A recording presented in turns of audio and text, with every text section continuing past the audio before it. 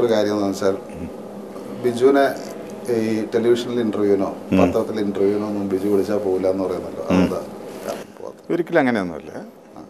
ചാനലുകൾക്ക് നമുക്ക് എന്തെങ്കിലും പറയാനുണ്ടാവുന്ന സമയത്താണ് നമ്മൾ കയറേണ്ടത്. ഒന്നും പറയാനില്ലാതെ നമ്മൾ കയറിയിട്ടല്ല. നമുക്ക് എന്തെങ്കിലും പറയാനുണ്ടാകുമ്പോൾ നമുക്കൊരു പ്രസ് മീറ്റ് വിളിച്ച് പറയും. നമ്മൾ ഇത് ഇൻ്റർവ്യൂ ഇപ്പോൾ പ്രൊമോഷൻസ് ആയാലും അങ്ങനെ കാര്യങ്ങൾ വരുന്ന സമയത്തൊക്കെ പൊതുവേ വരില്ല എന്നുള്ള അതൊരു ഇൻഹിബിഷനാണോ? അത് ഇൻഹിബിഷനല്ല.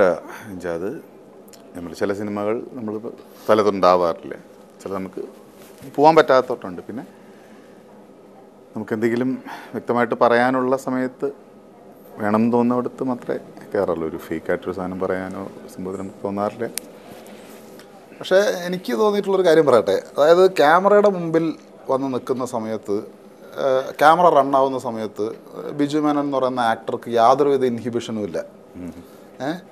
എന്നാൽ ഒരു പബ്ലിക് പ്ലേസിലോ അങ്ങനെയുള്ള സ്ഥലങ്ങളിലേക്ക് വരുന്ന സമയത്ത് വളരെ റിസർവ്ഡ് ആയിട്ടാണോ ചെയ്യുന്നത്? അത് ഡെലിബറേറ്റ് ആയിട്ട് റിസർവ്ഡ് ആവുകയാണോ, അത് അറിയാതാവുകയാണോ? എൻ്റെ ഒരു ബേസിക് നേച്ചറാണ്. എനിക്ക് ഭയങ്കര സ്റ്റേജ് ഫ്രൈറ്റുള്ള ആളാണ്. പൊതുവേ കുറച്ച് ഇൻട്രോവേർട്ടാണ്. പിന്നെ സിനിമയിൽ എന്ന് പറഞ്ഞാൽ അത് ചെയ്ത് വന്നിട്ടുള്ളതാണ്. പിന്നെ വേറെ ആൾ എഴുതരുന്ന ഡയലോഗ്, വേറെ സിറ്റുവേഷൻസ്, അത് അല്ല ഡയലോഗ് പറയാന്നുള്ളത് മാത്രമല്ലല്ലോ ആ ചെയ്യുന്നത്. ശരിക്കും പറഞ്ഞാൽ അത്ഭുതപ്പെടുത്തുന്ന രീതിയിൽ ബിജു ആ ഭയങ്കരമായ ഡയലോഗുകൾ ഭയങ്കര ഓർത്തിരിക്കും. അതിൻ്റെ ഉള്ളിലേക്ക് ചെറിയ നുണുക്കുകളും സാധനങ്ങളൊക്കെ ഇട്ടുകൊണ്ട് അതിനെ ശരിയാക്കും. ഇതൊക്കെ ശരിക്കും ഒരു ഇൻഹിബിഷനും ഇല്ലാതെ ചെയ്യുന്ന ഒരാൾ ചെയ്യുന്ന കാര്യമാണ്. അത് അതേപോലെ തന്നെ രണ്ട് ക്യാമറ അപ്പുറം ഇപ്പുറം നിൽക്കുന്ന സമയത്ത് എന്തുകൊണ്ടാണ് അങ്ങനെ പറ്റാത്തതെന്നുള്ളതാണ്. ഇൻഹിബിഷനുണ്ട്. ഞാൻ പറഞ്ഞത് ഡെഫിനറ്റ്ലി എനിക്ക് സ്റ്റേജ് ഫ്രൈറ്റ് ഉണ്ട്, ഇൻഹിബിഷനുണ്ട്. പിന്നെ സിനിമ ഞാൻ ഇപ്പോൾ ആദ്യമൊക്കെ സിനിമ ചെയ്യുമ്പോൾ ഭയങ്കര ടെൻഷൻ ഉണ്ടായിരുന്നു, നെർവസായിരുന്നു. പിന്നെ ചെയ്ത് പിന്നെ എല്ലാവരും കംഫർട്ടബിൾ ആകുന്ന പോലെ കംഫർട്ടബിളായി. സീൻസ് ചെയ്യുമ്പോൾ എനിക്ക് സത്യം പറഞ്ഞാൽ എനിക്ക് പ്രോബ്ലംസ് ഇല്ല. ഈ ടെൻഷനും കാര്യങ്ങളൊക്കെ കുറവാണ്. പക്ഷേ പൊതുവേ സ്റ്റേജും മെറ്റീരിയലും വന്നാൽ നെർവസാകും. ഇപ്പോൾ ഒരു കഥാപാത്രം തിരഞ്ഞെടുക്കുന്ന സമയത്ത് ഇപ്പോൾ നമ്മുടെ ഉള്ളിൽ ഇപ്പോൾ ഞാനിപ്പോൾ എനിക്ക് ഒരു സാധനം എഴുതണമെങ്കിൽ അല്ലെങ്കിൽ ഒരു സിനിമ ചെയ്യണമെങ്കിൽ ഒരു കഥാപാത്രം ആദ്യം നമ്മൾ ഈ കഥാപാത്രത്തിനെ കാണുന്ന സമയത്ത് നമ്മളുമായിട്ട് യാതൊരു ബന്ധം ഉണ്ടാവില്ല. അത് വേറൊരാളായിരിക്കും, എക്സ്ട്രാ പേഴ്സൺ ആയിരിക്കും. പക്ഷേ നമ്മളത് എഴുതി തുടങ്ങുമ്പോൾ അല്ലെങ്കിൽ സിനിമ ചെയ്ത് തുടങ്ങുമ്പോൾ സമയത്ത് എവിടെയോ വെച്ച് ഞാൻ എന്നെ തന്നെ അതിൻ്റെ അകത്ത് കണ്ടെത്താറുണ്ട്. അങ്ങനെ ചെയ്യുന്ന സമയത്താണ് എനിക്കത് നന്നായി ചെയ്യാൻ പറ്റുന്നത്. അല്ലാതെ കാരണം നമുക്ക് നമ്മളെയാണ് ഏറ്റവും നന്നായി അറിയുന്നത്. മെത്തേഡ് ആക്ടിങ്ങിനെ പറ്റിയൊക്കെ പറയും. കാരണം നമ്മുടെ ഉള്ളിൽ നിന്ന് തന്നെ നമ്മൾ ആ കഥാപാത്രത്തെ കണ്ടെടുക്കുന്ന ഒരു രീതി. പിന്നെ വേറൊരു രീതി എന്ന് പറയുന്നത് ആ കഥാപാത്രത്തിനെ മിമിക് ചെയ്യുന്ന വേറൊരു രീതി. ആ കഥാപാത്രമായിക്കൊണ്ട് അഭിനയിക്കുക എന്ന് പറയുന്ന ഒരു രീതി. എനിക്ക് ബിജുവിൻ്റെ കാര്യത്തിൽ എനിക്ക് നമ്മളിപ്പോൾ കുറേ സിനിമകളിൽ വർക്ക് ചെയ്തിട്ടുണ്ട്, ഒരുമിച്ച് ചെയ്തിട്ടുണ്ട്. അപ്പോഴേക്കും എനിക്ക് തോന്നിയൊരു കാര്യം, ബിജു മേനോൻ ഒരു മെത്തേഡ് ആക്ടർ ടൈപ്പിൽ ചെയ്യുന്ന അതായത് ഉള്ളിൽ നിന്ന് ഒരു കഥാപാത്രത്തിനെ കണ്ടെത്താൻ വേണ്ടി അങ്ങനെയാണ് അഭിനയിക്കുന്നത് എനിക്ക് തോന്നിയിട്ടുണ്ട്. അത് ശരിയാണോ? എനിക്ക് സത്യം പറഞ്ഞൊന്നും അറിയില്ല. അല്ല, ഞാൻ ചോദിച്ചത് എന്താണെന്ന് വെച്ചാൽ ഇപ്പം നമ്മൾ ചിലപ്പോൾ പറയാറുണ്ട്, നമ്മളിപ്പോൾ ഒരു കഥാപാത്രത്തിന് കിട്ടുന്ന സമയത്ത് എൻ്റെ നാട്ടിൽ ഇങ്ങനെ കണ്ട ഒരാളെ ഞാൻ അയാളുടെ കുറേ കാര്യങ്ങൾ അതിലേക്ക് എടുത്തു, അഡാപ്റ്റ് ചെയ്തു എന്നൊക്കെ പറയുന്നുള്ള രീതിയിൽ അതിനെ മിമിക് ചെയ്യാൻ ശ്രമിക്കുക, അങ്ങനെയൊക്കെ ചെയ്യുന്ന അങ്ങനെ കുറേ ആക്ടേഴ്സ് ഉണ്ടല്ലോ. അങ്ങനെ മിമിക് ചെയ്യാനൊന്നും ശ്രമിക്കാറില്ല. ഇപ്പോൾ ഞാൻ ഒരു കഥാപാത്രം കേൾക്കുമ്പോൾ അത് എനിക്ക് ചെയ്യാൻ പറ്റുമോ എന്നുള്ളതാണല്ലോ ആദ്യം നോക്കുന്നത്. എനിക്ക് കംഫർട്ടബിൾ ആണോ, എന്നെക്കൊണ്ട് അത് ചെയ്യാൻ പറ്റുമോ നമ്മൾ നോക്കും. അപ്പോൾ ആ രീതിയിൽ എനിക്ക് കംഫർട്ടബിളായിട്ടുള്ള ക്യാരക്ടേഴ്സ് ചെയ്യും. പിന്നെ പോകെ എന്ന് പറയില്ല, നമ്മൾ ഓരോ വർഷം കഴിയുന്തോറും ഓരോ സിനിമ കഴിയുന്തോറും നമ്മളിലൊരു ബെറ്റർമെൻ്റ് ഉണ്ടാവണം എന്നുള്ള രീതിയിൽ മാക്സിമം കഥാപാത്രം എന്താണെന്നുള്ള മനസ്സിൽ കൊണ്ടു കിടക്കല്ല. വേറൊരാൾ ചെയ്തൊരു മാനറിസമായിട്ടൊന്നും ഞാൻ പിടിക്കാറില്ല.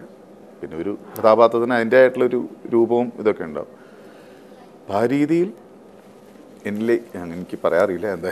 അല്ല, ഇപ്പം നേരത്തെ ഒരു ഏർലിയർ കരിയറിൻ്റെ അകത്ത് ബിജു വളരെ ഫോക്കസ് ചെയ്തിരുന്നത് ഭയങ്കര സീരിയസ് ആയിട്ടുള്ള സിനിമകൾ. ഇപ്പം എന്തെങ്കിലും പ്രത്യേകമായിട്ട് അങ്ങനത്തെ എന്തെങ്കിലും ഒരു സബ്ജക്റ്റും സിനിമയായിട്ട് വരുമ്പോൾ ബിജു അതിനെ ഇങ്ങനെ വളരെ ആവേശത്തോടു കൂടെ ചെയ്യുന്ന കണ്ടിട്ടുണ്ട്. ഭയങ്കര സീരിയസ് ആയിട്ടുള്ള ക്യാരക്ടേഴ്സിനെ കുറേ പോലീസ് വേഷങ്ങൾ ചെയ്തിട്ടുണ്ടായിരുന്നു, കുറേ ഗൗരവമുള്ള വേഷങ്ങൾ ചെയ്തിട്ടുണ്ടായിരുന്നു.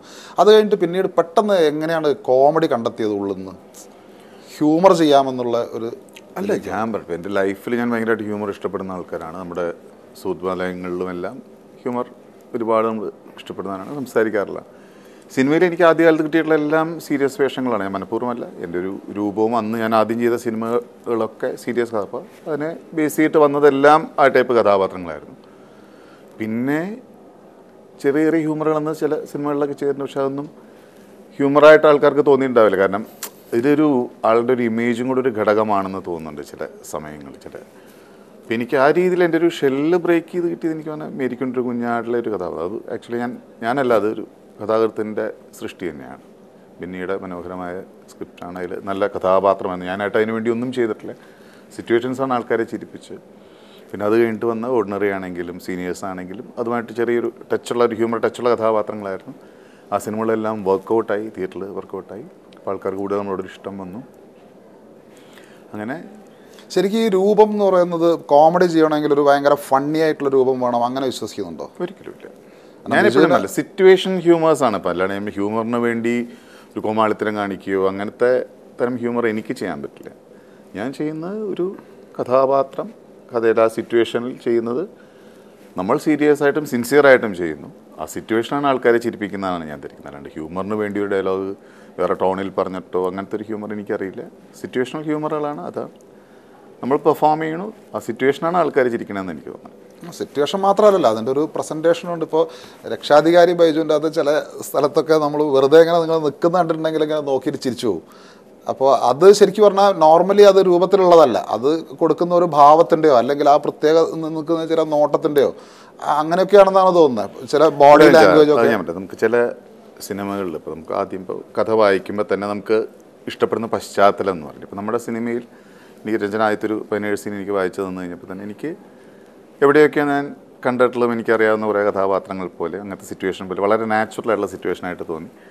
അപ്പോൾ തന്നെ നമുക്കൊരു ഇൻട്രസ്റ്റ് ഉണ്ട്, അത് ചെയ്യാനുള്ളൊരു താല്പര്യമുണ്ട്. പിന്നെ ഭയങ്കര സീരിയസ് സിനിമകൾ, ഭയങ്കര സീരിയസ് ഡയലോഗ് ഡെലിവറി അങ്ങനത്തെ സിറ്റുവേഷൻസ് ഒന്നുമല്ല സിനിമയിൽ. ഇപ്പോൾ രസകരമായിട്ടുള്ള സാധനങ്ങൾ, അപ്പോൾ അത് ഇൻവോൾവ് ചെയ്തും എൻജോയ് ചെയ്തും ചെയ്യാമെന്ന് പറയില്ലേ. അപ്പോൾ നമ്മൾ അത്രയും ദിവസങ്ങളോട് ഷൂട്ട് ചെയ്യുമ്പോൾ എല്ലാവരുമായിട്ട് ചേർന്ന് സംസാരിച്ചപ്പോൾ നമ്മൾ ശരിക്കും കളിയുവാണെങ്കിലും എല്ലാമായിട്ട് അപ്പുറത്തെ വീടുകളിൽ ഒരു കുടുംബം പോലെ ഫീൽ ചെയ്യുമ്പോൾ നമുക്കുണ്ടാകുന്നൊരു വാമത്തുണ്ട്, നമുക്കൊരു കംഫർട്ട്സ്. അപ്പോൾ നമ്മൾ ഓട്ടോമാറ്റിക്കലി ബൈജു എന്ന് പറഞ്ഞാൽ ശരിക്കും എൻ്റെ ഉള്ളിലുണ്ടൊരു ബൈജു എന്ന് പറയില്ലേ, ഇപ്പോഴും കളിക്കാൻ ഭയങ്കര ആഗ്രഹിക്കുന്ന ഒരു ബൈജു എൻ്റെ ഉള്ളിലുണ്ട്. അപ്പോൾ ഞാൻ വളരെ ആസ്വദിച്ചും എൻജോയ് ചെയ്തിട്ടാണ്, എനിക്ക് അഭിനയിക്കുകയാണെന്ന് തോന്നിയിട്ടില്ല പല